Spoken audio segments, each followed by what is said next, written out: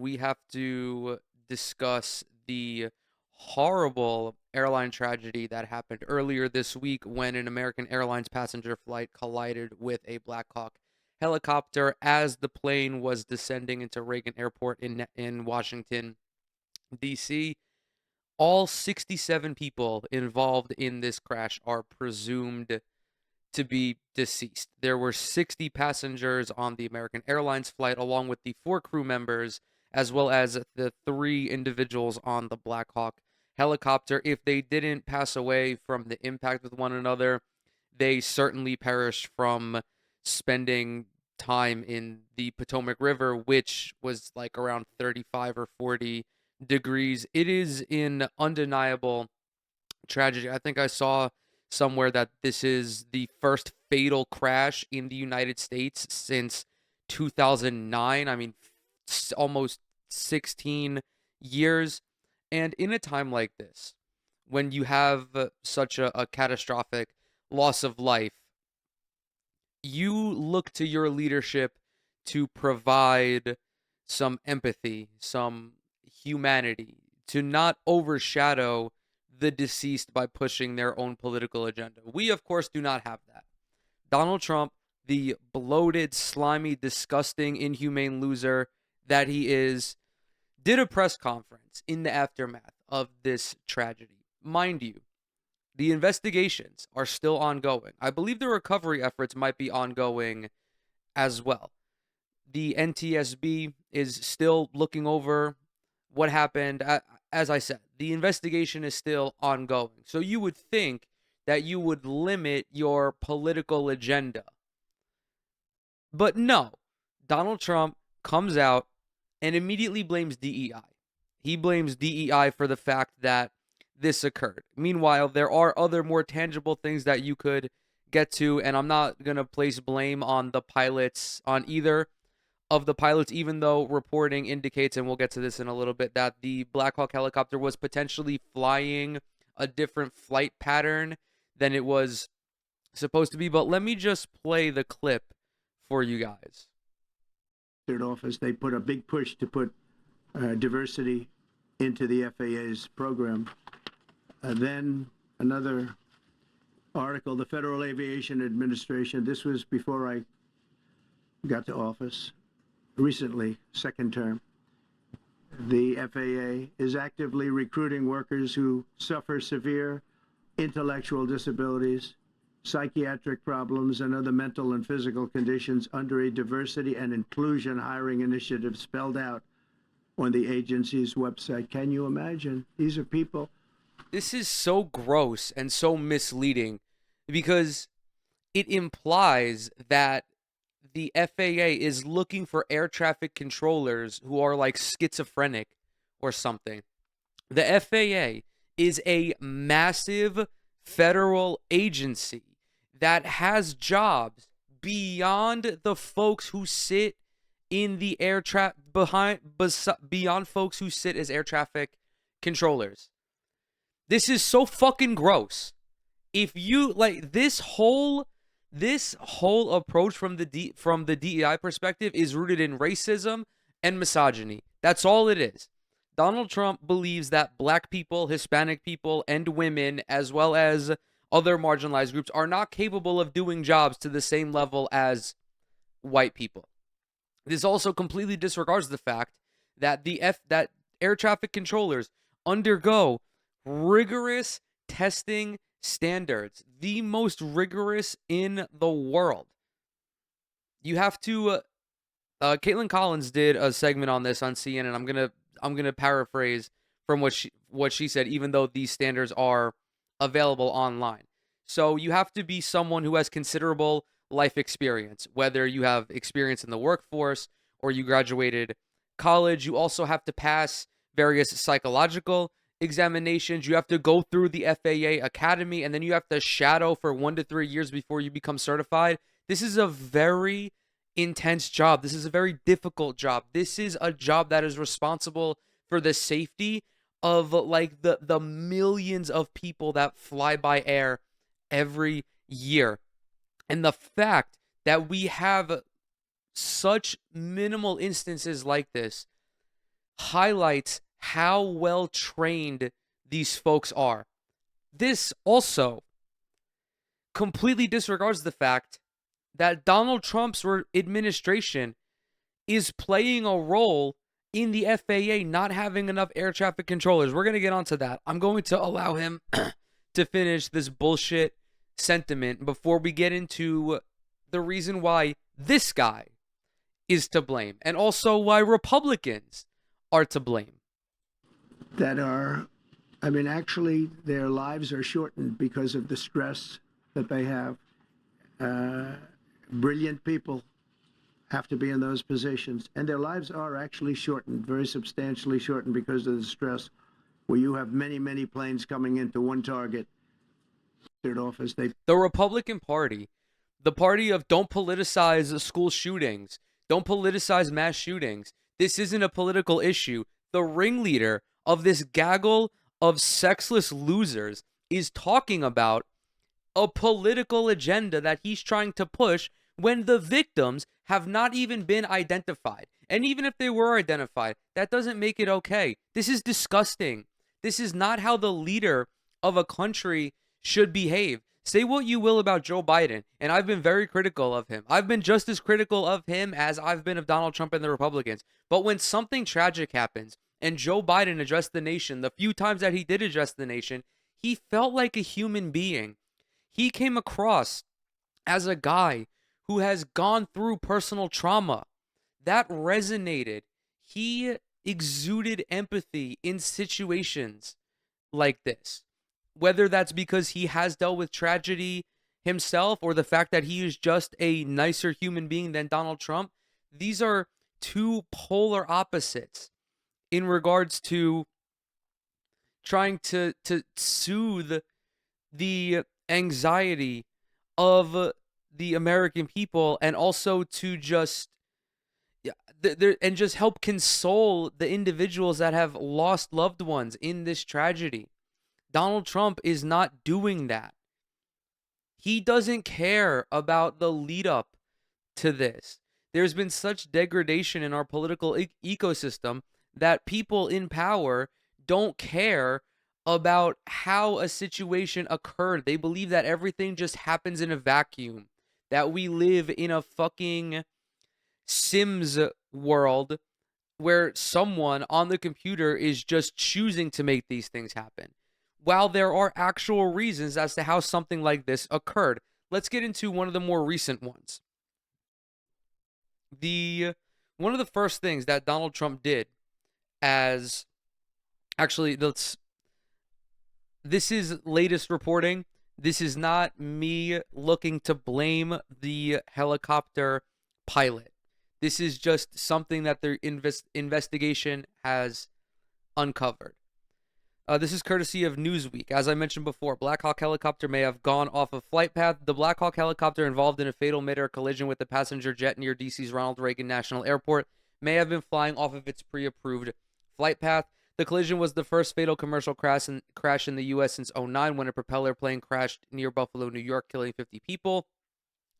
The aviation catastrophe involving American Airlines plane and a Sikorsky H-60 military helicopter on Wednesday night sparked a, quote, whole of government response as local, state, federal, and military agencies ascended onto the Potomac River. Donald Trump also had a statement. A reporter asked him if he was going to go to the site, and he said, what, the river? Do you want me to go swimming? How do people watch this? How do you, as an empathetic, a humane individual, watch this and think that this is an okay response from him? Recent airplane incidents and close calls have seemingly sparked questions about safety protocols, and in a news conference on Thursday, President Donald Trump questions if DEI may be to blame for the crash near Reagan Airport. According to a report in the New York Times, the Black Hawk helicopter may have been flying too high and at least half a mile off of its approved path, citing multiple people briefed on the matter. The helicopter's pilot asked to fly on a path that closely followed the east side of the Potomac and was, quote, no higher than 200 feet, as the Times reported.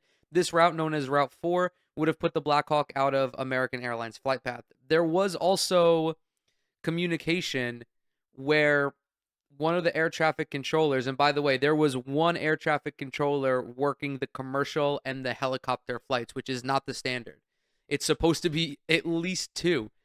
But there was communication with the Black Hawk helicopter that they had to pull behind the jet or something to that effect. I can't recall the appropriate verbiage. Okay, spoiler alert, that's literally what the next paragraph said. The Associated Press also reports that at the time of the collision, there was one air traffic controller coordinating both helicopter traffic and arriving and departing planes, citing an FAA report. The FAA report says this staffing, quote, configuration was not normal for the time of day and volume of traffic. The Times also noted that a senior Army official advises using caution in making assessments until the plane's black box is analyzed along with forensic data. So this was an undeniable tragedy, one that should not have occurred, as I have already mentioned. Now there is a recent incident, multiple recent incidents actually, that have potentially contributed to this. You guys may not be aware. And if you are, Elon Musk called on the resignation of the FAA administrator who wound up resigning. So the FAA, the head of the FAA is non-existent right now. You may also recall that one of Donald Trump's first executive orders was to put a hiring freeze on all federal positions. The FAA is a federal agency, and there have been reports that that executive order may or may not have contributed to the staffing shortage. They can't say for certain. I'm going to say that perhaps if you put on a hiring freeze and folks are not hired to fill these positions, then we can confidently say that that executive order played a role in this. It's estimated that the FAA is experiencing an air traffic controller shortage of 3,000. If you put a freeze on hiring, people are not able to fill these positions. Federal agencies are not able to fill these positions. Furthermore, there was a freeze on federal funding, which affected virtually every government agency in some degree. That has not been talked about yet. But if there's a hiring freeze that permits you from hiring people, even if that doesn't contribute to this, wouldn't the FAA not having additional funding also play a role in that as well? There are reasons why shit like this happens. In certain times, freak accidents are the result of negligence. There's another wrinkle in this story, and this one infuriates me almost as much as Trump's response to it. Last year, I believe it was last year, there was congressional approval to allow more flights into Reagan National Airport. I believe it was 5 per day. Who do you think lobbied for this? If your guess is the airline industry, you are correct. Obviously, the airline industry wants more flights so that way they can bring in more revenue. If planes are flying to more cities, there are more tickets available and more people can get to wherever the fuck they want to go. But this is also beneficial to the people in Congress. The people in Congress want senators, I think it was definitely senators, perhaps even the House of Representatives as well. They wanted more direct flights to Reagan National Airport so that way their commutes to their office wouldn't be as long. The way that D.C. is laid out, you have 2 airports that service the Washington D.C. area. There's Dulles Airport, which is a major airport, and then Reagan National Airport, which is smaller but closer to Washington D.C. It's literally across the river. I don't know what the time difference is for both, but it's a significantly shorter drive from Reagan International Airport into Washington D.C. The reason why Tim Kaine, for example, was one of like 2 people arguing against the expansion of flights into Reagan National Airport is twofold. Reagan Airport is not built to handle 20 million, 25 million passengers. It is a small airport, and a small airport with a small runway, which makes landing the planes already treacherous, and especially if there are military aviation, if military aviation vehicles as well. Tim Kaine foresaw this, and yet this bill still got passed. This is Republicans and Democrats alike indirectly played a role in this tragedy because they once again failed to give a fuck about the ramifications of their decisions. This article that I have up is courtesy of The Hill. It's headlined, Kaine doubles down on concerns about national airport following fatal incident.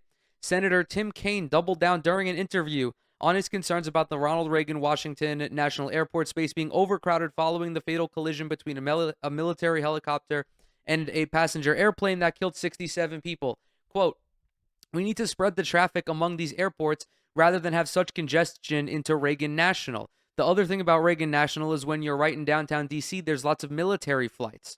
He said this on Fox News. The quote continues, it's a very complicated and congested airspace. It's gotten more complicated after 9/11 with certain security details. Kaine said National Airport was, quote, built very close to downtown Washington on an acreage and with a runway structure that was estimated to serve 15 million yearly passengers in and out of that airport. We're now well over 20 million passengers, getting close to 25 million. The Virginia lawmaker was one of the Democratic senators who did not back last year's FAA reauthorization deal, as it included a provision to add 5 new long-range flights to and from the airport. Kaine said at the time that busy airport traffic was a major security risk. National Airport is one of the nation's busiest airports. I believe that metric is, I don't know if it's in terms of total flight volume, but total flight volume relative to size. Because you have major airports, like obviously, if you ever flown into Atlanta, that is a city. Atlanta International Airport is a fucking city. John F. Kennedy Airport as well in New York is a major airport. I mean, there are reasons why you have massive airports.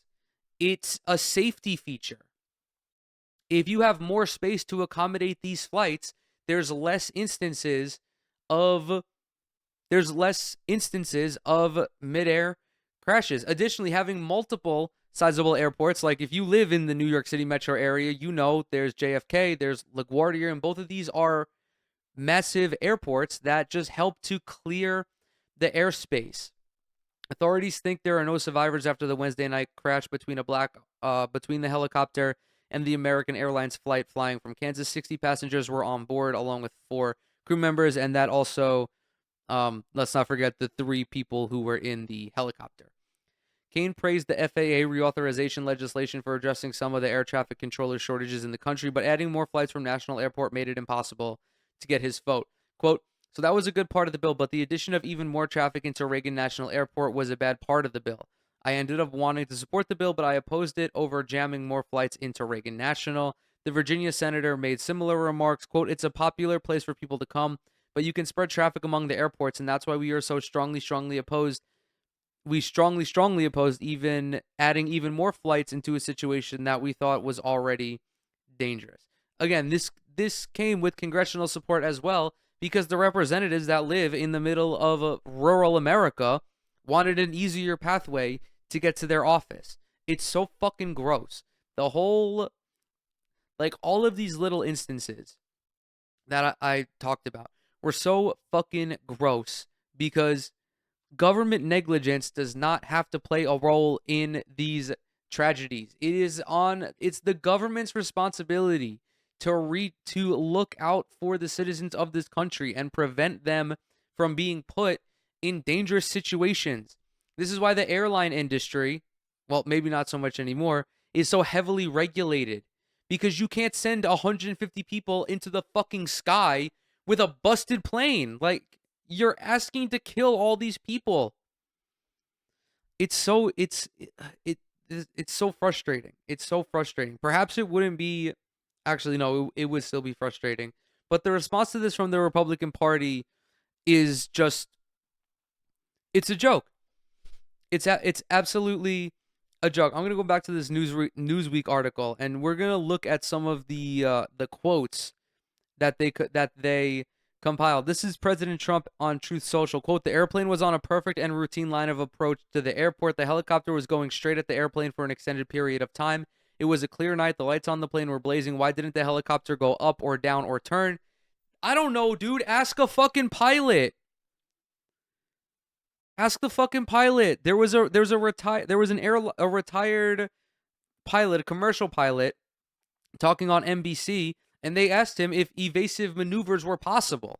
And he said, maybe, potentially, but if you're already like the proximity was too close for evasive maneuvers. Like, how is Donald Trump so fucking stupid that he thinks you can just adjust the helicopter?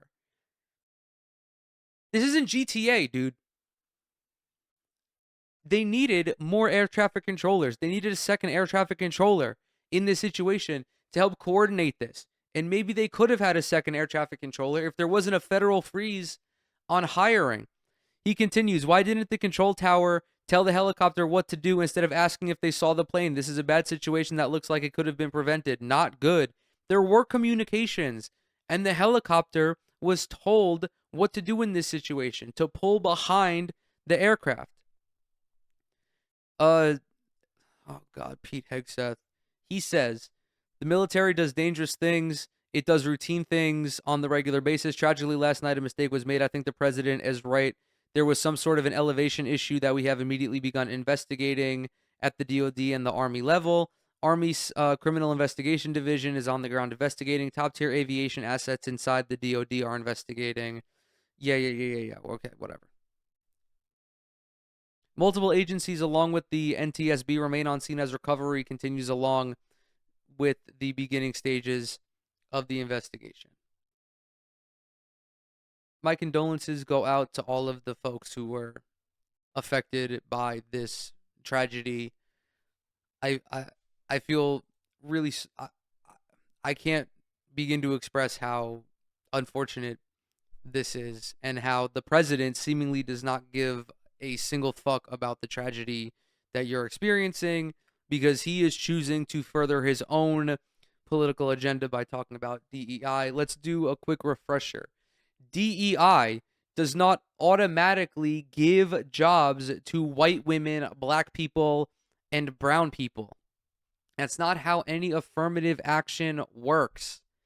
It only allows these people's applications to be viewed. But you still have to pass the fucking standards. If you're white, black, a woman, gay, trans, it doesn't matter. If you're trying to become an air traffic controller, your application won't even be fucking looked at until you meet the requisite criteria. But they don't have enough people working in the air traffic control industry. If President Trump was serious about this, he would immediately open the door for these agencies to hire more people. But that's not his agenda.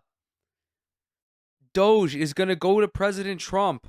Elon Musk is going to waddle his fat ass into the Oval Office and tell Mr. President, I think that we actually need to disband the FAA.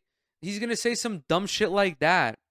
Mention how like the FAA doesn't make a profit and how it's fucking useless, and how his brilliant idea is to just have all of the pilots in the air simultaneously in a Discord server fucking communicating to each other.